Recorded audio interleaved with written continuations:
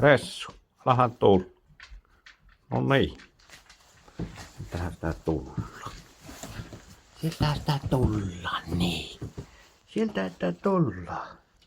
Lähdetäänkö me ulos? Tää miltä ohdun. Lähdetäänkö? No niin. Se on sininen uomo tuossa sisään. 20 on pakkasta.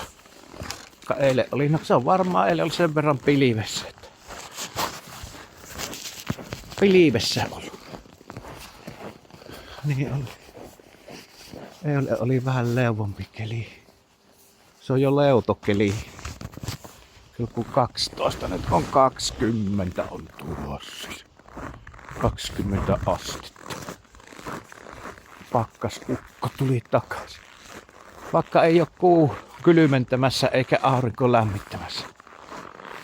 Näkyvät olevan molemmat taivaan kappaleet mölliskät näkyy olevan tuolla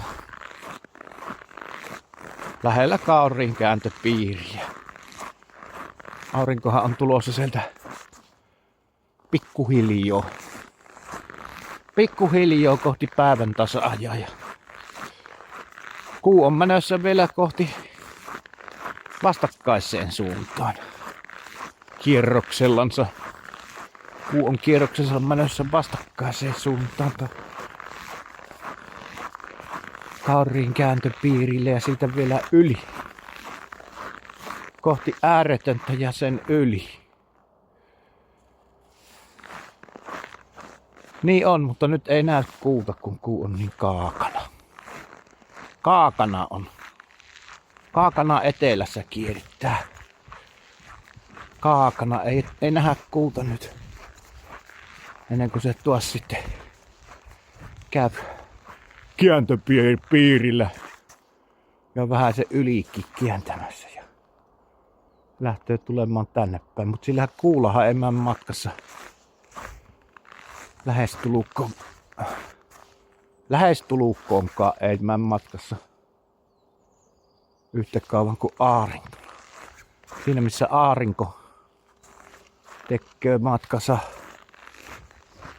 puolessa vuodessa, niin kuu tekee 2 viikossa siirtyy kääntöpiiriltä toiselle. Näin se on. Tällä tavalla se on. Tällä tavalla se maailma toimii. Jokuhan ne nuo taivaan kappaletti on asettanut tuon taivaan kannelle ja siellä ne omaa tahtiansa kulkee ja on kulkeneet niin kauan kuin tämä luomakunta on ollut olemassa. Tasaisesti ja varmasti kulkevat. Joo. Katsotaan, ei varmaan kovin kauan kärsi tuon koira olla siellä. Koiruus ei kärsi olla kauan.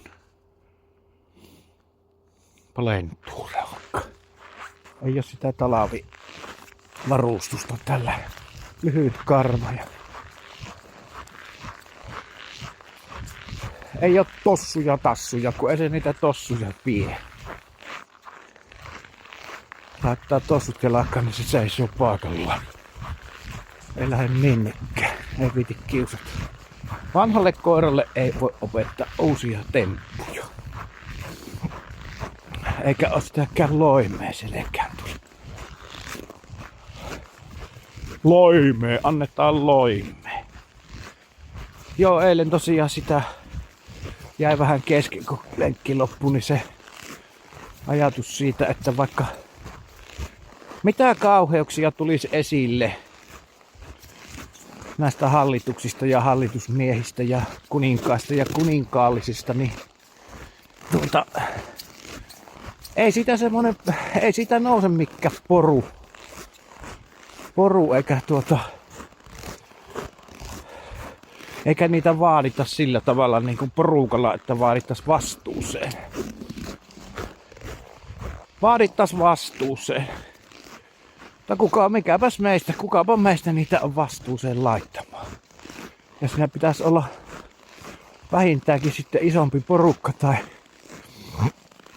Tai sitten pitäisi nuo armeijoiden ja sotavoimien ylipäälliköidenkin pitäisi havahtua tähän asiaan, että ketä ja mitä ja miksi hyökkii sitten vaan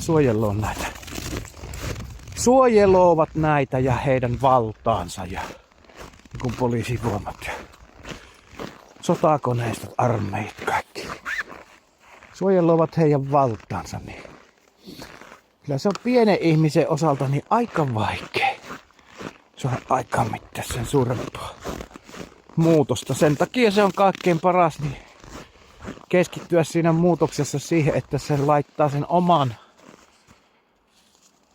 sisäisen maailmansa, pyrkii laittamaan kuntoon ja keskittymään siihen, että on se sisäinen rauha. Sisäinen rauha ja se saa riittää. Kyllä mä luulen, se siitä sitten maailma muuttuu. Tosiaan niin kuin eilen sanoin jo sitä, että ihmiskunta on vielä matkalla. Se kehitys ja kasvu on vielä kesken niin sanotusti. Että ihminen ei ole vielä saavuttanut sitä täyttä miehuutta Kristuksessa niin sanotusti. Ei ole saavutettu vielä sitä, että oltaisiin päästy siihen kaikkein korkeimpaan, arvokkaimpaan, jaloimpaan tietoisuuteen, rakkauteen, että pystyttäisiin todellisesti toimimaan niin kuin Jumalan kuvan tulee maailmassa toimia. Et ihminen on keskeneräinen siltä osin ja kun se on keskeneräinen ja keskenkasvuinen, niin ei ne ole meidän johtajat ja hallitusmiehet ja hallitukset niin ole sen ylevämpiä päinvastoin. Päinvastoin, kun se valta korruptoi ja raha korruptoi ja mikään ei riitä. Mikään ei riitä ja ei siinä silloin enää. Se on tämä koko homma periaatteessa tai käytännössä siitä kiinni, että ihmiskunta on vielä keskeneräinen, hyvin keskeneräinen. Mutta paranemaan päin, niin kuin itsekin yksilönä, niin paranemaan päin. Monessa suhteessa paranemaan päin. On hieno huomata itsessään kehitystä. Mikä ei ole sen palkitsevampaa kuin huomata itsessään kehitystä. Että on kehittynyt ihmisenä. Ja sitähän voi mitata sitä kehittyneisyyttä sillä sisäisellä rauhalla ja turvalla. Vaikka maailmassa teillä on ahdistus, olkaa turvallisella mielellä, sillä minä olen voittanut maailman. Et havaita sitä, että vaikka maailma on minkälainen sekamelska tahansa ja vaikka teiltä paljastuu minkälaista iljettävyyttä, niin ei se järkytä sitä omaa rauhaa, sisäistä rauhaa ja varmuutta ja luottamusta siihen, että nämä asiat tästä omalla aikataululla, niin kuin nuo taivaan kappaleet uskollisesti kiertää omaa ratansa ja omalla vauhdilla, niin samalla tavalla se vielä tämä ihmiskuntakin herää ja se ihmisyys saavuttaa sen pisteen, jossa sitten ihminen on täällä maan päällä saavuttanut sen, miksi, keneksi hänet on luotukin Jumalan kuvaksi viljelemään ja varjelemaan tätä maata. Nythän se on päinvastoin. Ihmiset raiskaa ja tuhoaa tätä maata. Ei ole, varjelemisesta ei ole tietoakaan.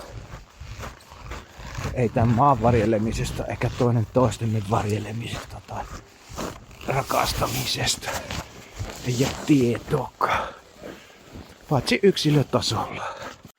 Laitoin tuon koeruuden laittoin sisälle, kun sillä on kylmä. Nyt laitetaan, autollakin on kylmä. Laitetaan autoruutu tuohon.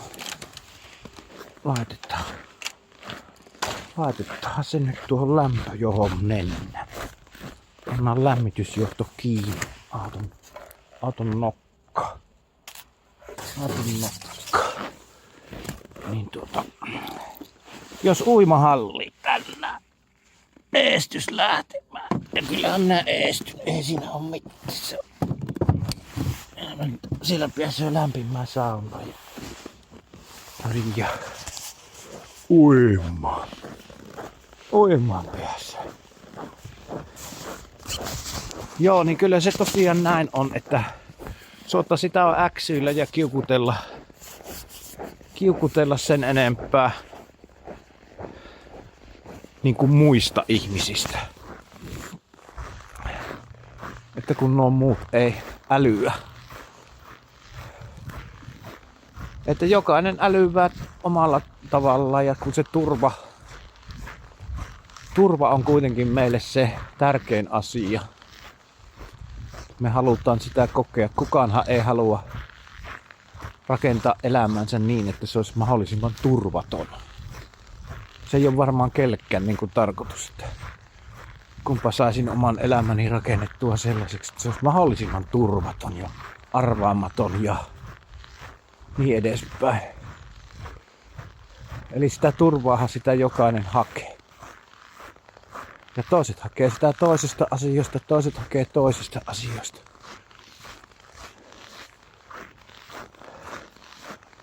Mutta kyllä se loppupelissä sitten kuitenkin se turva on löydettävä siltä omasta sisimmästä ja Jumalasta. Jos kerta se Jumalan henki meissä asuu. Jos kerta se Jumalan henki meissä asuu. Et sieltä se turva sitten löytyy. Turvallinen tila, niin kuin sanoo. Ja kun sen turvallisen tilan löytää, niin kyllä siinä katoaa sitten se tarve niin kuin lähteä ravistelemaan muita tai kuristamaan muita kurkusta, että teidänkin pitää nyt sitä tai teidän pitää nyt tätä.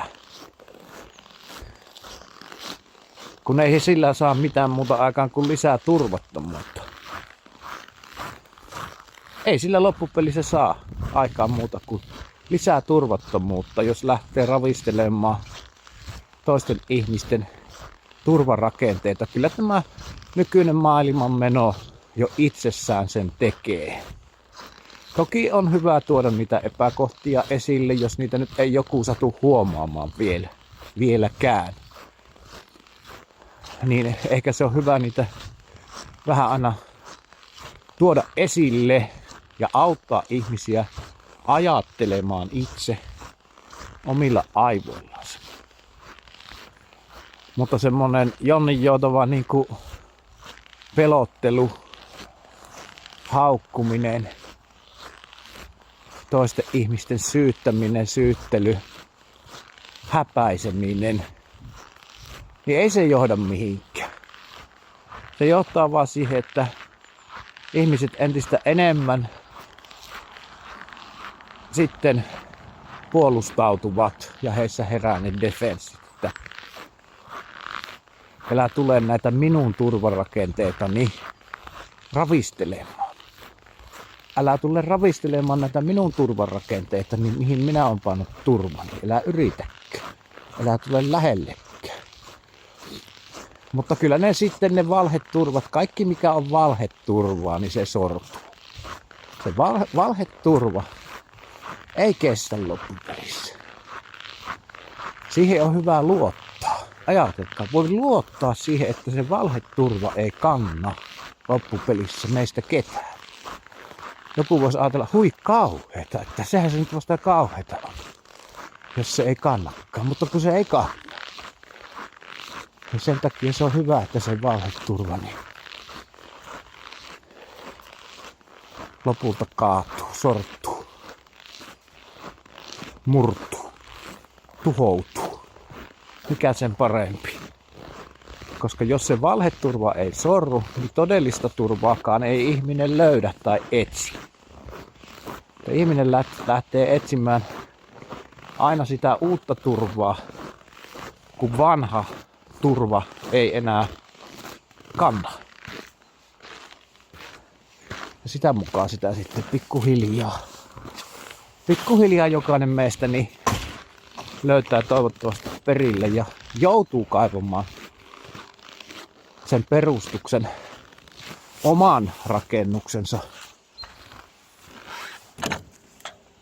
perustuksen sitten, jos se on nyt pilvilinnoissa vielä, että elelee pilvilinnoissa, niin sitten sitä joutuu valheturvan sortuessa joutuu taas tekemään niitä kaivaustyötä ja kaivautumaan syvemmälle ja syvemmälle, kunnes löytää sitten semmoisen turvan, mikä on ihan todellista turvaa.